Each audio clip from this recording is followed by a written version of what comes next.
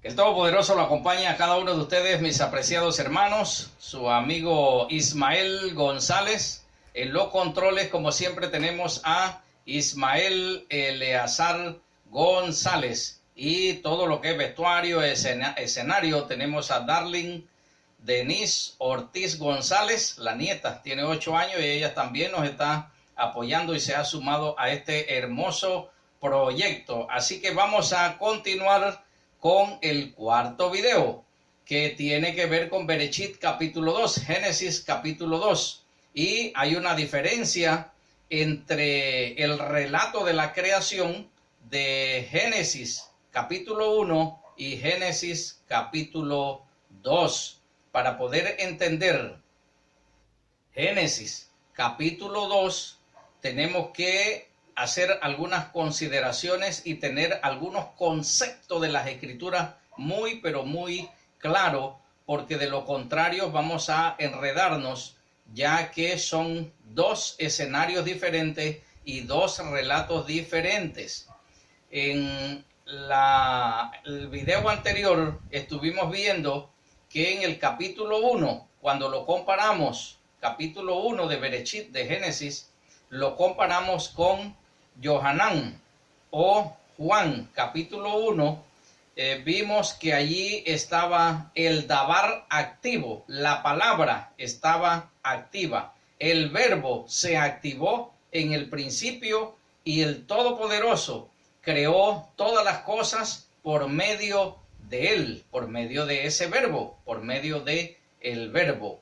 Pero en el capítulo 2, realmente ese verbo como que no se menciona mucho, y vamos a ver la razón por el cual no se hace tanta mención de el verbo y vamos a ver algo interesante, que entra la mano de Elohim, de Adonai. Ahora empieza, en el capítulo 1 vimos a un Elohim que significa poderoso, ahora vemos a un Adonai Elohim. Vamos a explicar un poquito y darle contexto a esto para que veamos qué significa Adonai. Adonai viene de la raíz Adón. Adón significa dueño, amo, señor, jefe. Adón significa todo eso.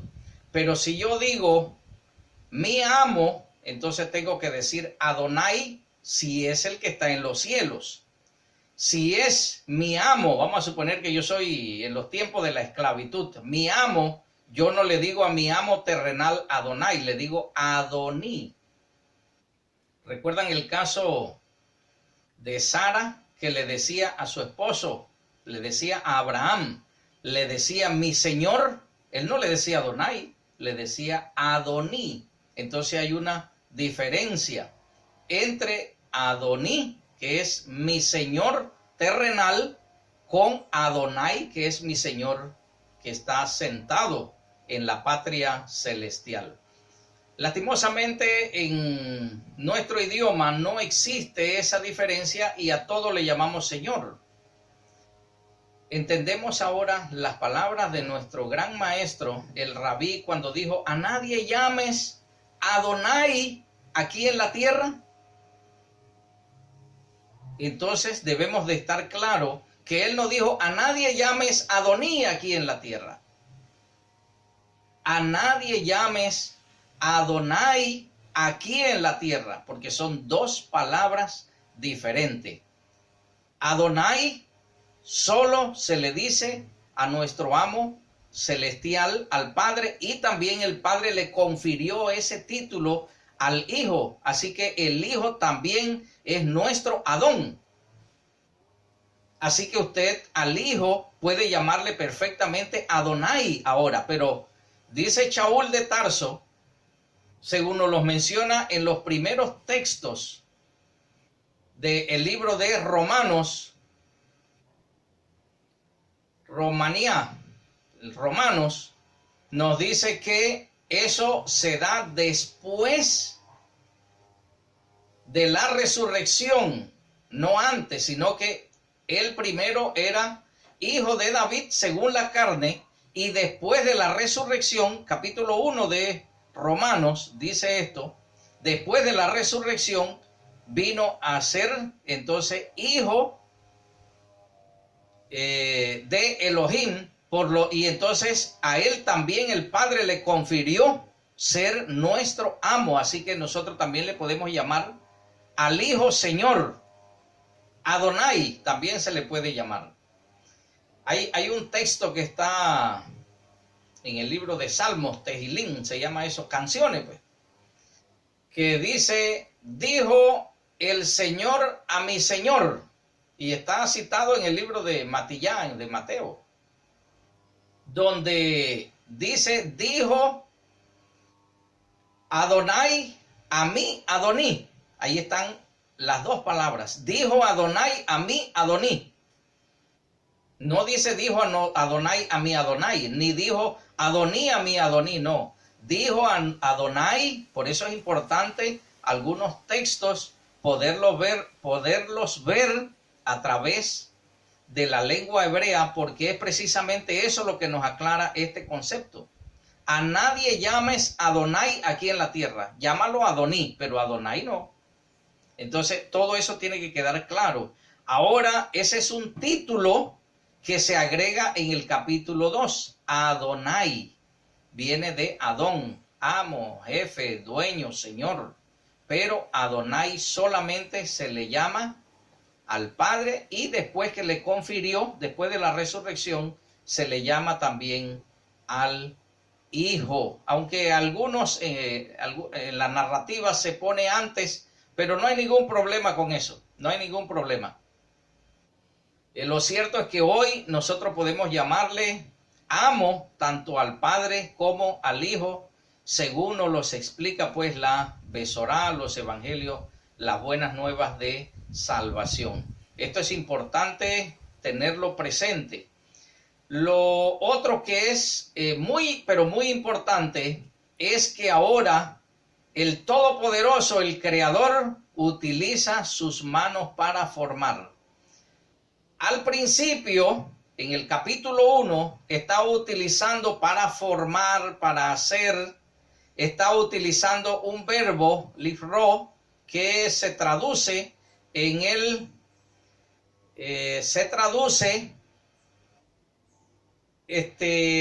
el pasado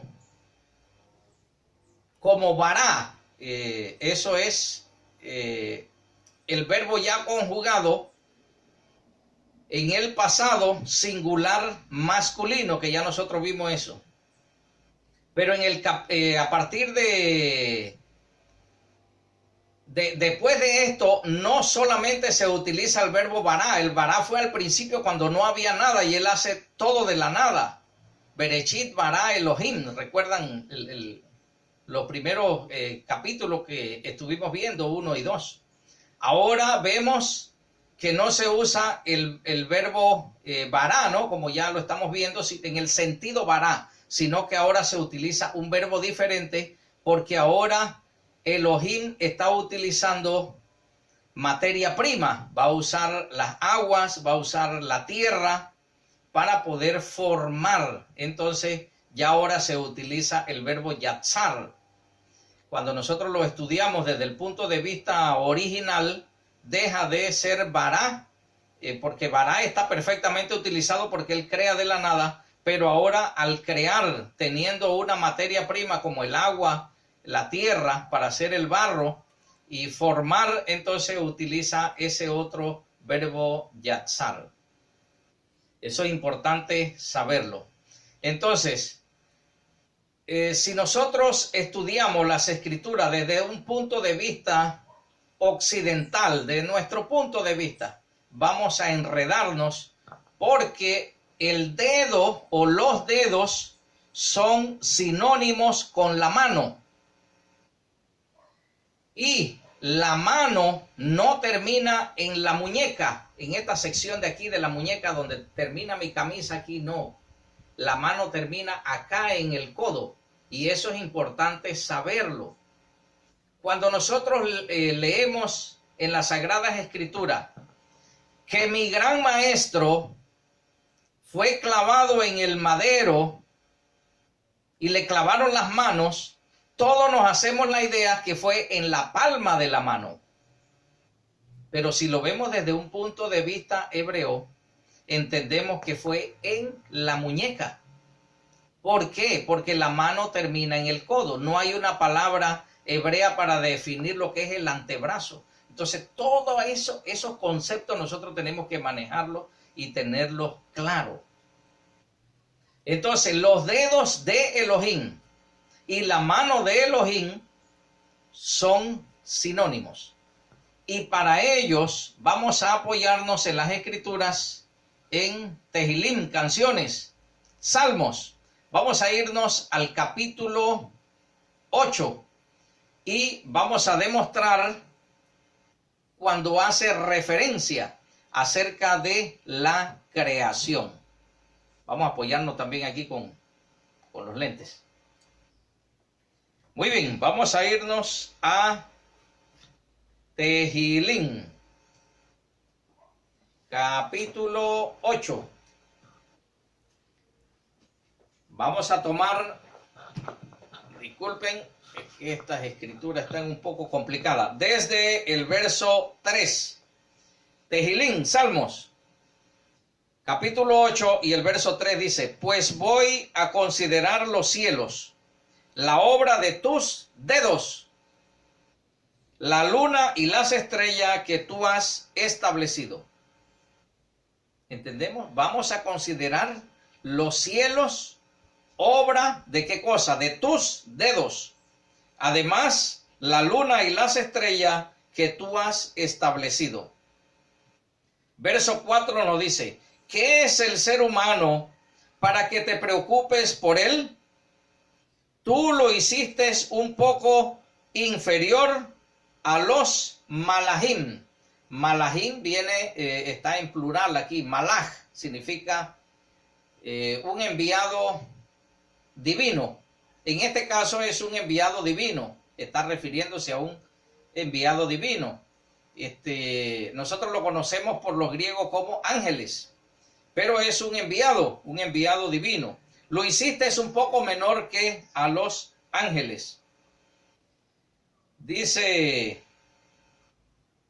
tú lo hiciste es un poco menor a los malajim o los enviados divinos. Lo has coronado con gloria y honor, mi hermano. El Todopoderoso lo creó a usted y le confirió toda la gloria y todos los honores. No sé qué es, hermano. El Señor nos ha dado esta gran bendición. Entonces siéntase como alguien especial, porque de verdad nosotros somos especiales para nuestro Creador. Le hiciste gobernar sobre la obra de tus manos. Pusiste todo bajo sus pies. Entonces, dice arriba que todas las cosas fueron creadas por el dedo de Elohim. Y abajo, en el verso 3 decía eso, y en el verso 6 dice que Él nos puso a nosotros y puso bajo nuestros pies todos la creación que Él hizo con sus manos. Eso es lo que le estoy diciendo, que en las Escrituras, los dedos de Elohim y la mano de Elohim son simbólicos. Entonces, eso es importantísimo entenderlo, porque ahora el Todopoderoso va a usar sus dedos o sus manos para la creación. Entendemos ahora nosotros cuando Él en el segundo capítulo de Bereshit de Génesis está utilizando la simbología de formar. Cuando forma al ser humano, lo hace con sus manos o con sus dedos, que es lo mismo. Entendemos a Moisés, cuando él utilizó sus manos y una extensión de su mano que fue la vara para hacer todo ese portento, todo ese poder para sacar al pueblo de Israel de allá de Misraín, como te quiera llamarlo, de Egipto.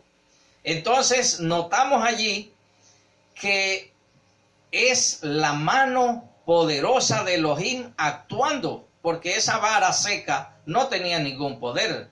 Moshe no tenía ningún poder. Es la mano de Elohim. Recuerden allá en el monte Sinai, que lo conocemos como Sinaí, en hebreo Sinai, cuando él le da las instrucciones a Moshe y le dice, lábrate dos tablas de piedra, y cuando él se las llevó, los escribió con su dedo. Estaba utilizando su dedo, sus manos, para escribir los 10 mandamientos. En los tiempos del imperio babilónico, allá con Belsasar, en el ocaso de ese reino, empieza diciendo que una mano vino y escribió en la pared Mene, Mene, Tekel, Uparsin, una lengua de ellos mismos, aramea, que ellos entendían perfectamente, pero por alguna razón no entendieron el mensaje. Entonces, cuando las personas que estaban allí preguntaron, vinieron otros y preguntaron qué ha pasado, ellos no dijeron vimos una mano, sino vimos el dedo de uno de los dioses, así decían, porque ellos interpretaban que era algún dios pagano que había hecho tal milagro, pero lo que no sabían que era el Todopoderoso, que había utilizado ese mensajero para que escribiera en la pared. Y al principio la narrativa empieza con la mano y termina con los dedos, porque esto se utiliza como sinónimos. Entonces podemos notar aquí que ese dedo de Elohim siempre ha escrito. Es importante entender, siempre vamos a ver, cuando Samuel, como lo conocemos, Shemuel ungió a muchos reyes, a sacerdotes, lo ungía. ¿Cómo se unge una persona? Con las manos y aceite de oliva. Entonces así se unge. Cuando el maestro vino, ¿qué utilizó para curar? Su mano, el toque de la mano. Esa mano es la extensión de la mano de Elohim. Cuando usted impone la mano sobre un enfermo, esa es siempre y cuando, mi apreciado hermano, usted sea creyente y se aparte del mal. Creyente del Todopoderoso y se aparte del mal. El Todopoderoso lo utiliza usted como herramienta y nosotros somos los representantes de Él aquí en la tierra para hacer su obra. Ahora, no es que vamos a ser representantes como otros dicen, que yo soy el que lo represento a Él en la tierra en todas las cosas. No, nosotros somos unos siervos de Él, unos colaboradores de Él, de llevar a cabo las buenas nuevas de salvación. Somos testigos de lo que hemos visto y oído. A eso es lo que las Sagradas Escrituras se refieren. Así que cuando usted impone las manos, que fue lo que hizo nuestro gran maestro, mi gran maestro, cuando tocaba a las personas en los ojos, tal vez en el oído, en la cabeza, cuando traían los niños para ser bendecidos por él, le imponían las manos. Por eso es que se da instrucciones en la comunidad primitiva: no impongan las manos con ligereza a las personas, vayan llevándolo poco a poco, enséñenles bien. Entonces todo eso tiene que ver con esto. Pero ahora viene la pregunta: ¿qué es la mano de Elohim? ¿Qué son los dedos de Elohim? Vamos a ver dos textos importantes. Uno lo encontramos en el libro de Lucas y vamos a analizar este texto. Y luego nos vamos a ir a Matillá o Mateo. Aquí en el libro de Lucas, el capítulo 11, y vamos a irnos al verso 20.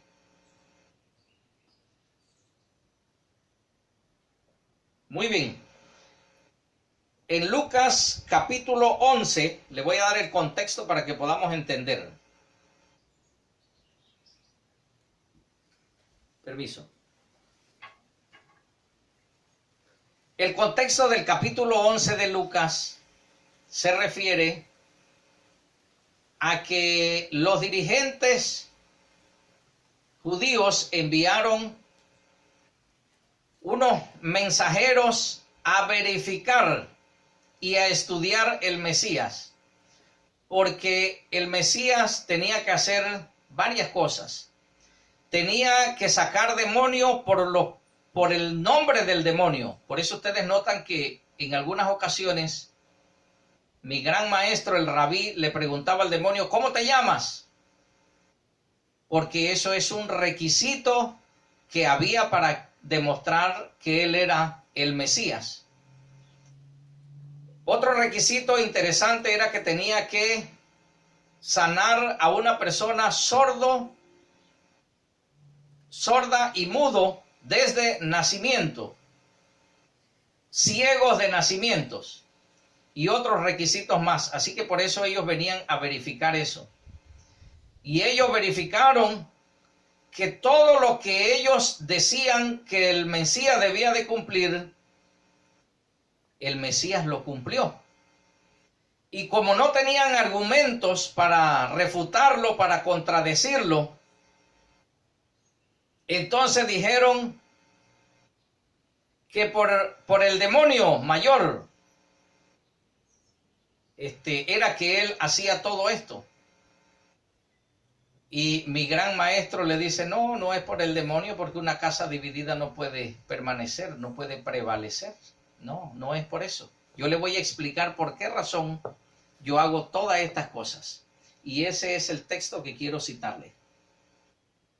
Y está en el libro de Lucas, capítulo 11 y el verso 20. Dice: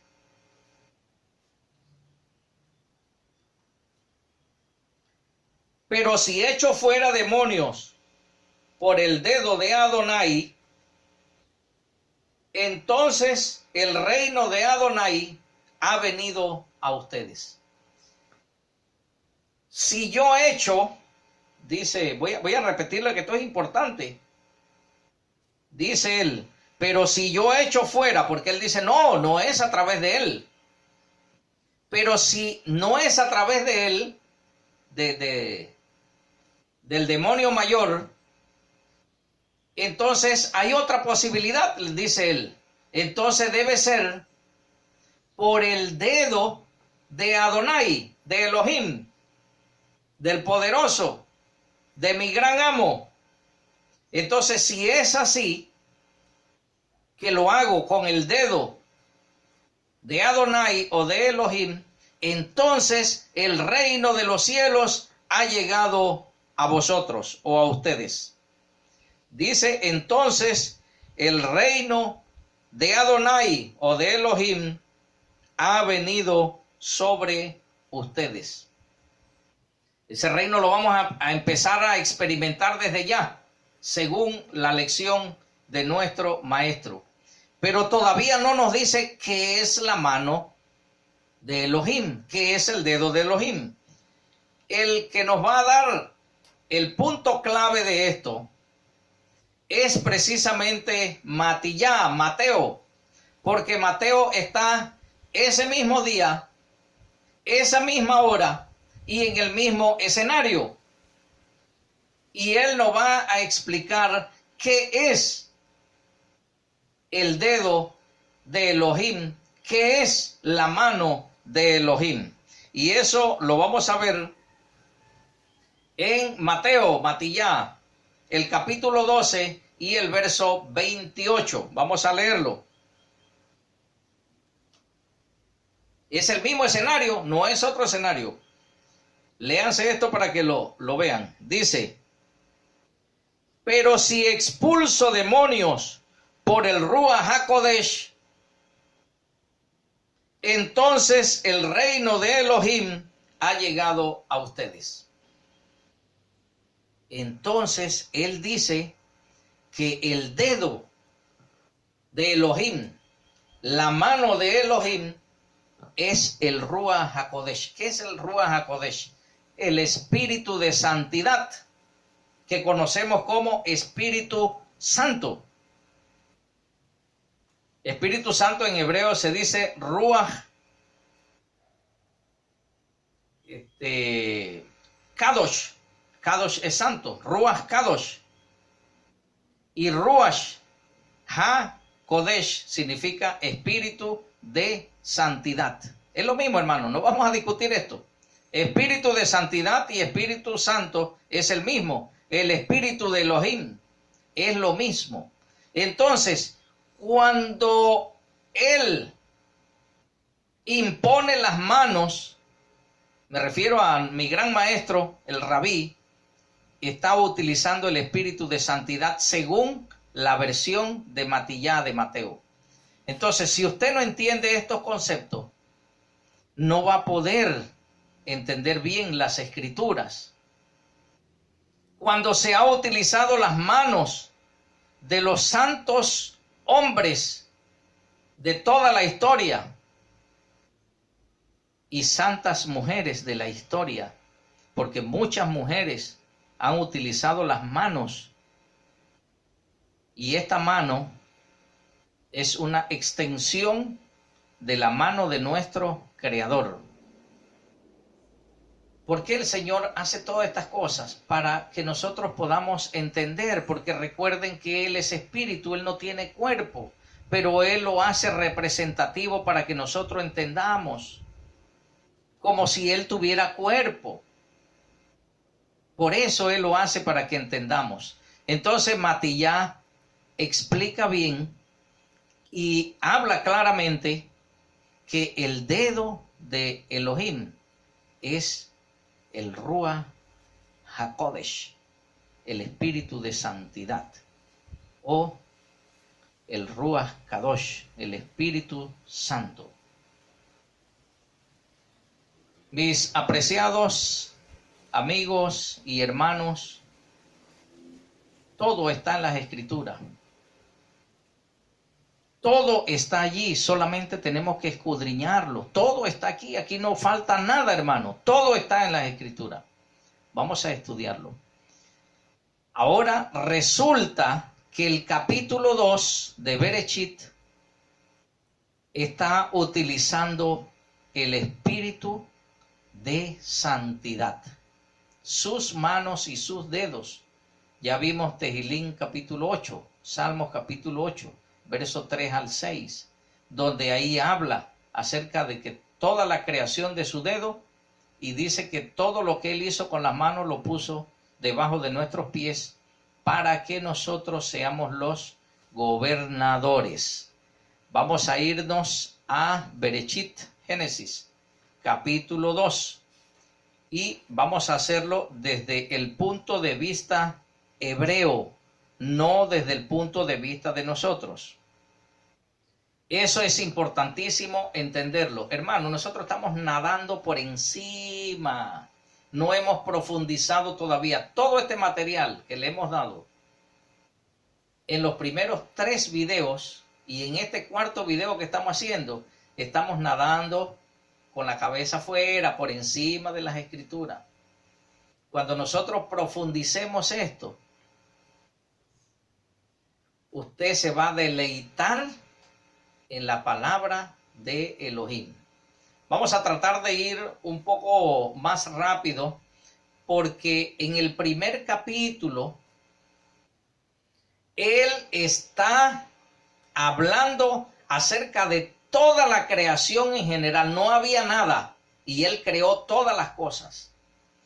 Cuando usted entra al segundo capítulo, vamos a ver que Él, como usted es especial para su Creador y yo soy especial para mi Creador, que es el mismo, entonces Él va a ser un lugar especial para esa criatura que acaba de crear. Entonces, todo lo anterior que Él había creado es en términos generales. los cielos, los astros, estrellas, luna, el sol, las lunas, porque son varias, aquí nada más tenemos una, pero hay otras lunas en otros lugares por muchas cantidades de lunas, y todas las cosas que hay en la tierra. Pero ahora en el capítulo 2, él va a hacer algo especial y se va a apoyar no solamente en el dabar, sino con sus manos, con el espíritu de santidad, con el Espíritu Santo. Entonces, con este contexto que le hemos dado, vamos a leer Bereshit, Génesis, capítulo 2. Nos dice lo siguiente: así los cielos y la tierra fueron terminados junto con todos ellos. En el sexto día, Elohim terminó con sus trabajos, los cuales él había hecho. Así que él cesó en el séptimo día de todos sus trabajos que él hizo. Elohim bendijo el séptimo día y lo separó como Kadosh, como santo, porque en ese día Elohim cesó de todos sus trabajos que Elohim había comenzado a hacer. Se explica por sí solo, ahí está. Toda la información está aquí. Verso 4. Aquí está la historia de los cielos y la tierra cuando fueron creados, en el día que Adonai Elohim hizo la tierra y el cielo. 5. Todavía no había árbol silvestre en la tierra y ninguna planta silvestre aún había brotado, porque Yahweh Elohim no había causado que lloviera sobre la tierra y no había un hombre para trabajar el suelo, pero surgió una fuente que subía de la tierra y regaba la superficie completa de la tierra. ¿Cómo que no había hombre si ya lo había hecho? ¿Cómo que no había planta? ¿Cómo que no había árbol? Claro que sí había, pero no estaban todavía en el lugar especial que le estaba haciendo. Estaba solamente, era tierra. Todavía ese jardín de Edén, recuerden que es jardín de Edén, o el paraíso también como lo conocemos.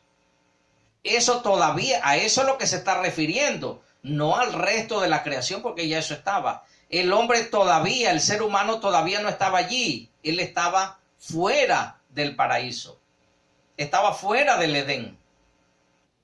Entonces notamos que está refiriéndose al paraíso que no estaba listo. Entonces él hizo subir una fuente de agua del Edén. El Edén y el paraíso no es el mismo. El Edén es toda la parte habitable de la tierra. Y en el este del Edén, él instaló allí, hizo un lugar especial e instala allí el paraíso o el jardín. Es el jardín del Edén. No es el Edén, es el jardín del Edén. Entonces lo instala allí y luego pasa al ser humano de allí del Edén, lo pasa entonces para el jardín. Entonces tenemos que tener ese concepto bien claro, porque si no nos vamos a enredar. Luego, cuando él empieza la narrativa, como él no ha explicado bien algunas cosas, en el capítulo 1, él regresa y explica cómo se da. Bereshit 1, 26 27 dice que hizo al ser humano conforme a su imagen. Varón y hembra los creó, punto. No dice cómo lo creó. Ahora él va a explicar porque él está haciendo la narrativa de que está preparando ese lugar especial para el ser humano que él había creado. Y en esa creación que él está haciendo, que va a meter al ser humano, él regresa un poco y habla un poco del cómo él creó al ser humano, y así mismo lo hace unas 4 veces aproximadamente, puede ser más, puede ser menos, que él siempre regresa al capítulo anterior y continúa, regresa al capítulo anterior y continúa con la narrativa. Seguimos, apreciados hermanos.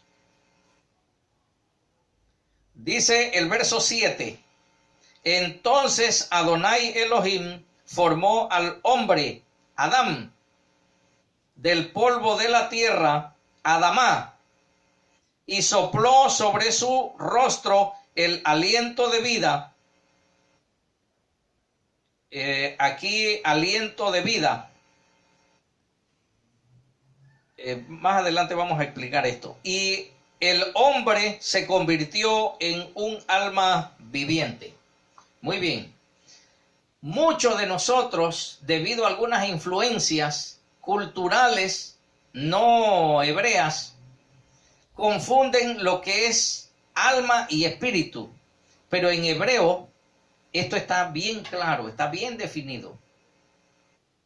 Está bien definido porque él sopló el ruaj de vida en el ser humano, el ruaj.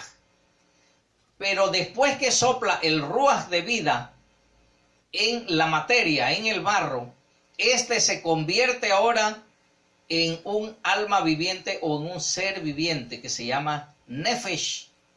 Nefesh Hayim. Es un ser viviente. Uno es Ruach, que es el aliento, el espíritu de Elohim, y el ser humano, nosotros somos Nefesh. Nefesh Hayim, porque estamos vivos, un ser viviente. Entonces eso está bien claro. No, nunca confunda estos términos, no los vaya a unir, porque si no, nos vamos a enredar y vamos a pensar que el espíritu de los muertos van a estar volando por allí y que los muertos salen y que los muertos actúan y que podemos consultar con los muertos. Nada de eso, apreciado hermano. Eso es cultura de otros lugares. Son ideologías de otros lugares. Son asuntos que no tienen nada que ver con las escrituras. Son dos cosas diferentes. El espíritu, el ruaj, y el ser viviente o el alma viviente, que es Nefesh. Continuamos para no enredarnos con estos términos. Muy bien, dice 8.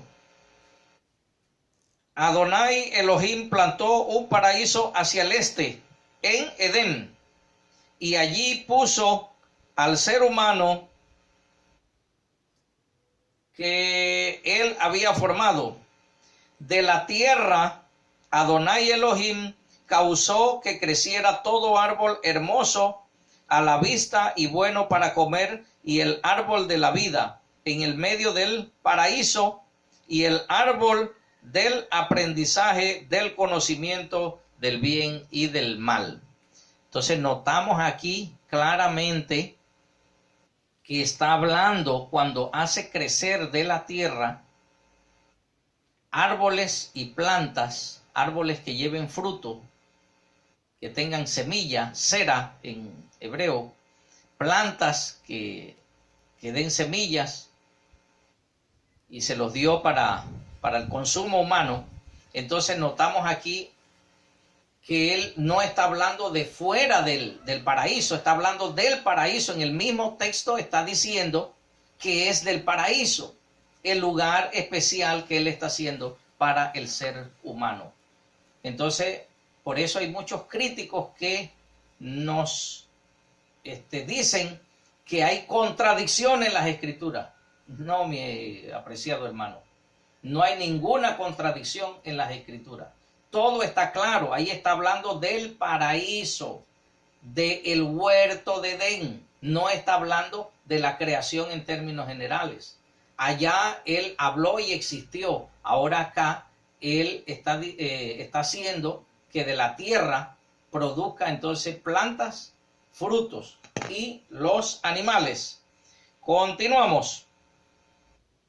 Dice... aquí hay en el verso 8, dice que en el verso 7 nos habla acerca de un árbol de la vida. Y en el verso 8 nos está hablando de otro árbol que es del aprendizaje del conocimiento del bien y del mal. En otra ocasión vamos a ampliar un poco más estos conceptos porque hoy tenemos mucho material y no quiero desviarme, pero en otra ocasión vamos a volver porque en Revelaciones también nos habla de este tema y cuando lleguemos a Revelaciones lo vamos a ver junto con esto o vamos a en algún momento a retroceder un poco como hizo la narrativa y poder recoger algunos términos que son importantes. Este se traduce regularmente como árbol de la ciencia del bien y del mal, pero no, en hebreo en realidad lo que dice es que este es un árbol del aprendizaje y del conocimiento del bien y del mal. Verso 10, un río salía de Edén para regar el jardín. No estaba dentro del jardín, estaba afuera. Ahora viene un río. Al principio era una fuente que regaba toda la tierra. Ahora en Edén hay un río que riega el paraíso o el Edén. Un río salía de Edén para regar el jardín y de allí se dividía en 4 corrientes. El nombre de la primera es Pishón. Circula por toda la tierra de Havilá, donde hay oro. Dice, el oro de la tierra es bueno, también hay carbunclo y piedras de esmeralda. Bueno, todos conocemos la piedra de esmeralda, el carbunclo. Tendrían que buscarlo en internet para que lo vean. En el pectoral, en el pecho, habían 12 piedras, una por cada tribu del sumo sacerdote. Ahí había una piedra de carbunclo. Allá en Yehezkel también menciona con el rey de Tiro. Hace alusión allí que se paseaba entre las piedras, entre esas piedras aparece un carbunclo también ahí, pero que se interpreta, no lo dice, se interpreta que está hablando de al rey de Tiro, pero que se interpreta que puede ser aplicado a el adversario. Ese es otro tema. Cierro paréntesis. Muy bien. Dice Esmeralda, muy bien. El 13. El nombre del segundo río era Gihón, circula por toda la tierra de Cush. Cush, literalmente eso es Etiopía, pero Etiopía siempre ha sido una representación de África. Entonces circulaba por toda la tierra de Cush. Recuerden algo importante, que cuando se escribe las escrituras ya estas tierras existían, pero cuando esto sucede, estas tierras no estaban conformadas, más cuando hubo un diluvio y todo se deformó. Así que no podemos hacer un trazo y decir pasaba por aquí, por acá, pero más o menos el autor, el Ruach que inspira, más o menos le da una idea cómo estaba conformado esto. Dice por la tierra de Cush. Cush entonces es Etiopía, representación de el África. Muy bien, el cuarto río es Éufrates. Ya ese está por... creo que me adelanté. Muy bien, el verso 14. El nombre del tercer río es Edekel o Tigris, como lo conocemos. Edekel es el que fluye hacia el este de Ashur. Ashur es Asiria. Iba para el este. Y el cuarto río es el Éufrates. El verso 15 nos dice que Adonai Elohim tomó al hombre cual él había formado y lo puso a él en el jardín de Edén. Delicia, en español, Edén, delicia, para cultivarlo y cuidarlo. Voy a abrir un paréntesis aquí muy pequeño para que reflexionemos sobre esto. El Todopoderoso nos dio a nosotros un paraíso. Es donde nosotros vivimos. Estamos rodeados de naturaleza. Algunos tenemos ese privilegio, otros no. Entonces, cultivemos la tierra. El que tiene un pedazo de tierra, cultívelo, porque eso es una orden de nuestro Creador. Cultive la tierra, siembre, para nosotros y para las demás personas y para los animales. Comparta con otras personas. Siembre ahí lo que usted considera que debe de sembrar. Y el verso 15 nos dice que no solamente sembrarlo, sino cuidarlo. A mí me da mucho dolor, hermano, y se lo digo con mucho respeto, me da mucho dolor ver algunos hermanos que andan tirando basura por todos lados, contaminando ríos, fuentes de aguas. No, apreciado, no, el Señor te va a pedir cuenta de esto. El Todopoderoso te va a pedir cuenta. Te lo estoy diciendo porque eso es lo que nos enseñan las Escrituras. No contamine, ponga cada cosa en su lugar. Cada cosa póngala en su lugar, no dañe nuestro ambiente. Cuidémoslo, hagamos lo mejor que podamos, porque esa es una orden del Creador. Cierro paréntesis. Verso 16. Adonai Elohim dio al hombre esta orden: pues puedes comer libremente de todo árbol en el paraíso, pero el árbol del aprendizaje y el conocimiento del bien y del mal, de este no comerás, porque el día que tú comas de él será cierto que tú morirás. Hay una pequeña diferencia, pero en hebreo dice: el día que de él comiere, muriendo morirás. Es un poco complicado para nosotros entenderlo, pero eso es lo que dice en hebreo. El día que de él comiere, muriendo morirás. Porque nosotros todos los días morimos, hermano.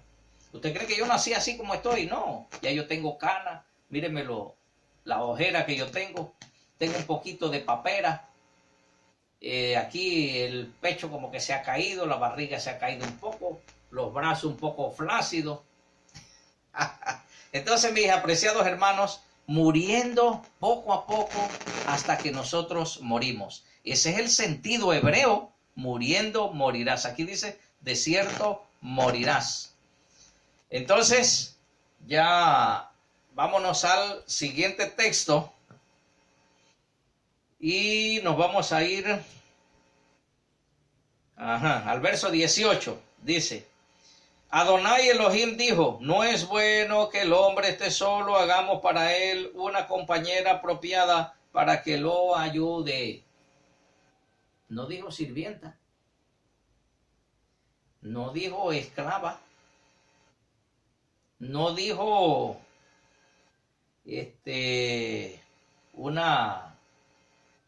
alguien como que nosotros, como que trabaja para nosotros. No, dice: vamos a hacerle al ser humano una compañera apropiada para que le ayude. Eso es lo que está diciendo. Lina, mi esposa, es mi compañera. Mi compañera. Dentro de unos 4 días, el próximo martes 15 de diciembre, estaremos ajustando, por la gracia del Todopoderoso, 35 años de matrimonio. Por la gracia y la honra y la gloria sean para Él. Entonces, esa es mi compañera, esa no es mi esclava, esa no es mi sirvienta, no, esa no es mi hija para tratarla no, esa es mi compañera para que ella me ayude. Mi apreciado hermano que profesa una fe, entienda lo que el Creador le está diciendo, y le está diciendo: esta es una orden, estos son órdenes que Él ha dado. Seguimos. Verso 19. Así que el suelo, Adonai Elohim, así que del suelo Adonai Elohim formó todo tipo de animal del campo y toda criatura que vuela en el cielo. ¿Notan la diferencia? Allá estaba en el capítulo 1, dice que Él habló y existió, y luego ordenó a las aguas y salieron los peces y salieron las aves de las aguas. Pero ahora está diciendo que, se lo leo nuevamente, dice: así que del suelo Adonai Elohim formó todo tipo de animal del campo y toda criatura que vuela en el cielo. ¿Clarito, hermano? no está contradiciendo, está diciendo que ahora está, así como él llenó toda la tierra de animales, tanto acuáticos, terrestres y voladores, ahora él está llenando el paraíso. Entendamos eso, hermano, está llenando el paraíso, no toda la tierra, no hay contradicción. Son dos historias diferentes. Él está llenando el paraíso con unos animales especiales que él formó de la tierra. Entendamos bien eso, hermano, porque si no, vamos a quedar enredados en esto. No, está llenando el paraíso. Dice,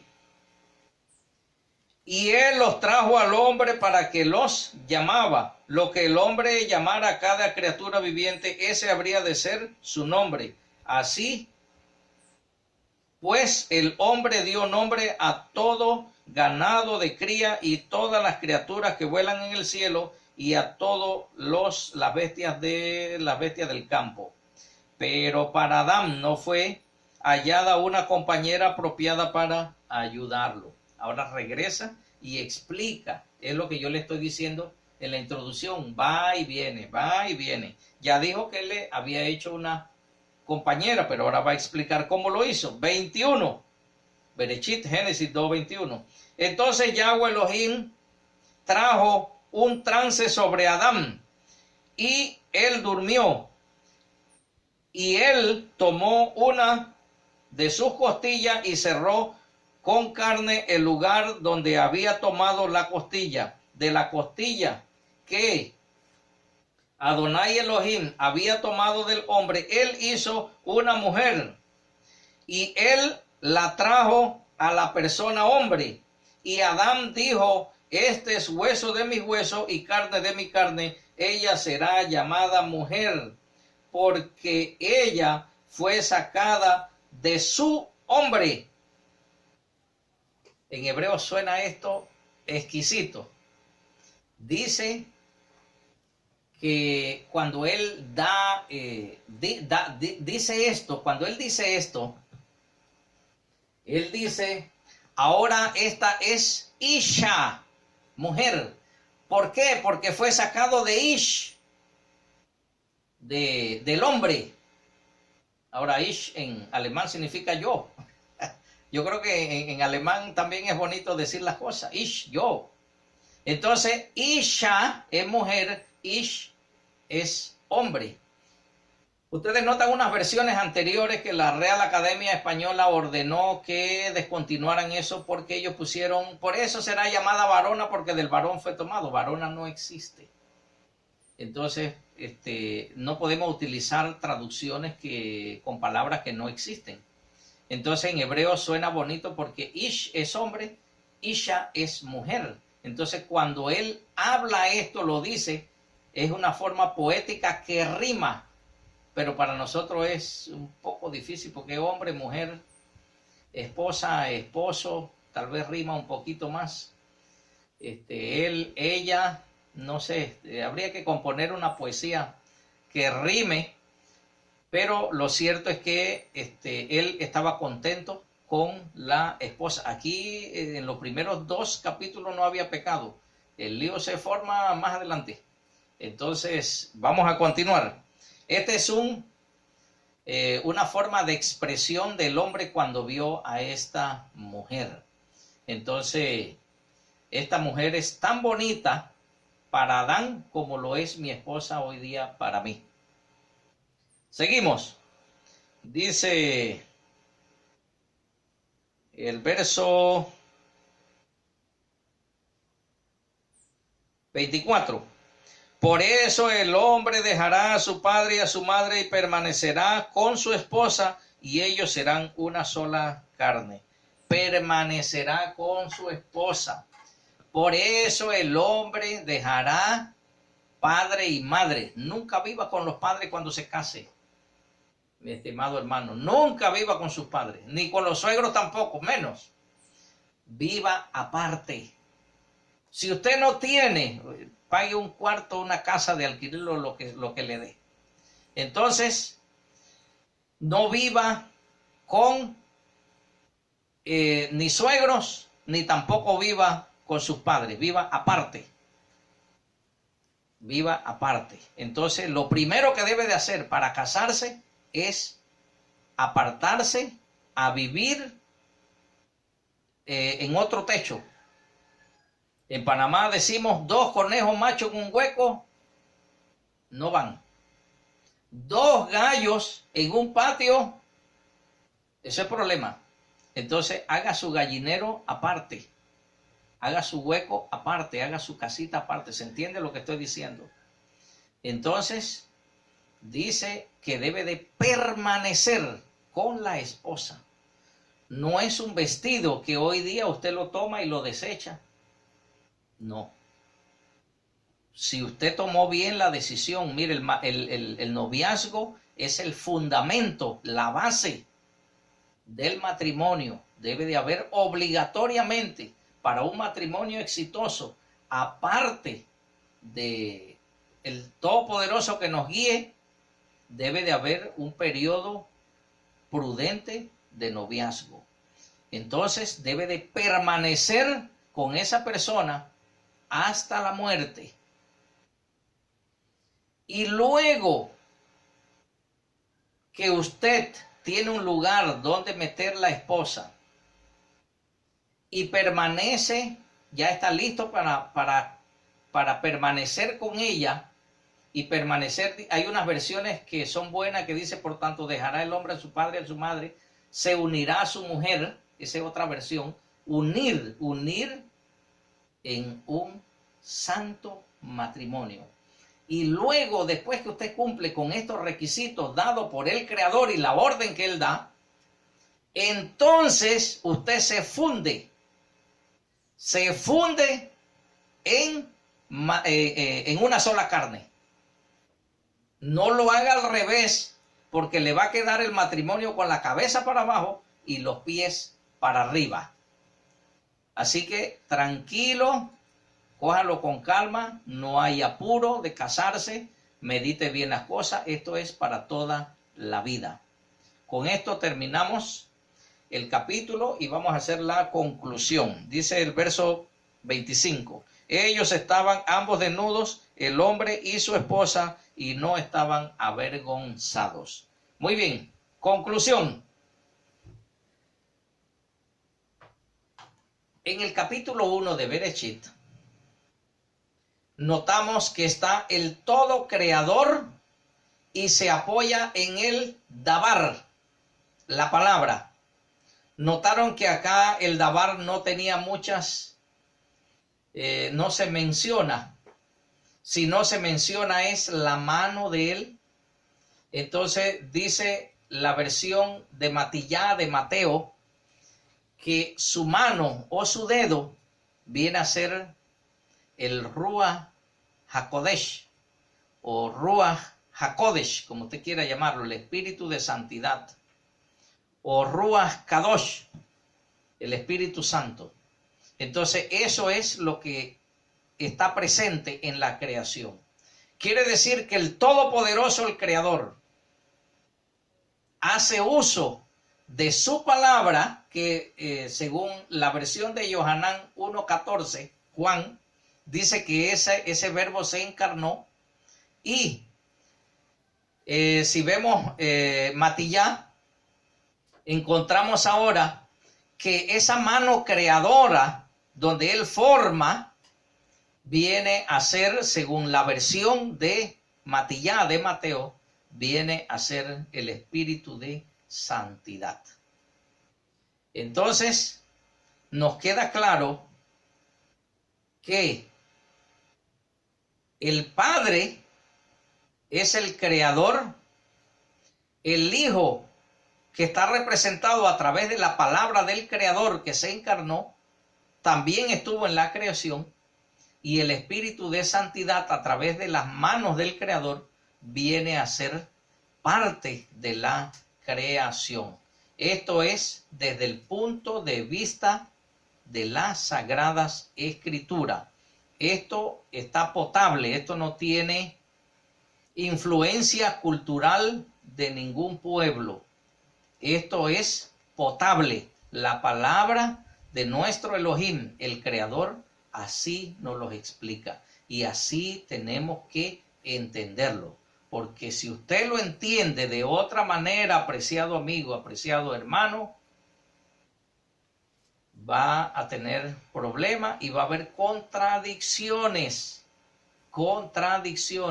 Y las Sagradas Escrituras jamás se contradicen. Escudriña las Escrituras. En las Escrituras está todo lo que usted necesita para ser salvo. Todo. El Creador por eso mandó el Dabar, su Hijo, para que se encarnara y muriera por nosotros. Esa palabra fue silenciada por 3 días y 3 noches para que nosotros pudiéramos lograr a través del Creador y a través de su Hijo ese rescate. Y ahora Él se ha ido, se sienta a la diestra de su Padre y nos envía un consolador, el Espíritu de Santidad, que va a estar con nosotros. Todos los días va a estar con nosotros. Todos los días va a estar con nosotros. Implóralo, pídalo, dígale al Creador, dame una porción de tu Espíritu de Santidad. O como dijo el ayudante de Elías, que lo conocemos como Eliseo, dice, dame una doble porción de ese Espíritu. Pide, hermano, el Espíritu, pida una doble porción, una triple porción. El Señor me los bendiga grandemente a cada uno de ustedes.